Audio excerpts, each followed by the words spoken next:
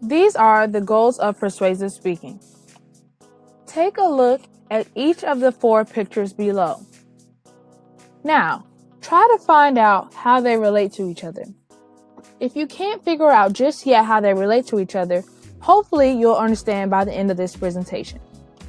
Before I continue this presentation, I have to warn you that after this video, your communication skills will be enhanced, and also persuasion is used throughout all of day life, whether it's trying to convince your professor you deserve that A or protecting your stance on something you're passionate about. Persuasion is a communication process involving both verbal and nonverbal messages that attempts to reinforce or change the listener's attitudes, beliefs, values, or behavior.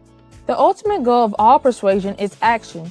That is, successful persuasion reinforces existing behavior, changes existing behavior, or leads to a new behavior. When a speaker's main goal is to achieve action, he or she will also seek one of 4 sub-goals. Sub-goal number 1 is adoption. Just like you adopt a baby, adoption is an action that asks listeners to demonstrate their acceptance of an attitude, belief, or value by performing the action suggested by the speaker. An example of adoption is Megan. Megan is watching TV and she sees an ad on the TV talking about a storm that just has hit and they're asking people to donate blood. Megan never thought of donating blood, but after seeing the ad, she decides that donating blood will make her happy. The second sub-goal is discontinuance. Just like a stop sign doesn't allow a car to continue without first stopping and observing, discontinuance is the opposite of adoption. It's an action goal that asks your listeners to stop doing something. For example, you might want your listeners to stop taking illegal drugs. So to help them stop taking illegal drugs, you tell them that it harms their body and can also harm their heart. Sub-goal number 3 is deterrence, which is an action goal that asks listeners to demonstrate their acceptance of an attitude, belief, or value by avoiding a certain behavior. As you can see, Megan is trying to take a nap to avoid assignments on Canvas like some of us college students. Here's an example.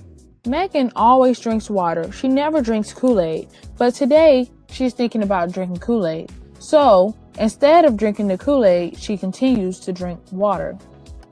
The last sub-goal is sub-goal number 4, which is continuous. Just like this circle will forever go in a circular motion, continuous is an action goal that asks the listeners to demonstrate their acceptance of an attitude, belief, or value by continuing to perform a certain behavior. An example of continuous is Amber.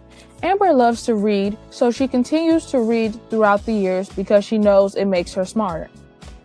Now, let's look back at the 4 symbols that I introduced earlier.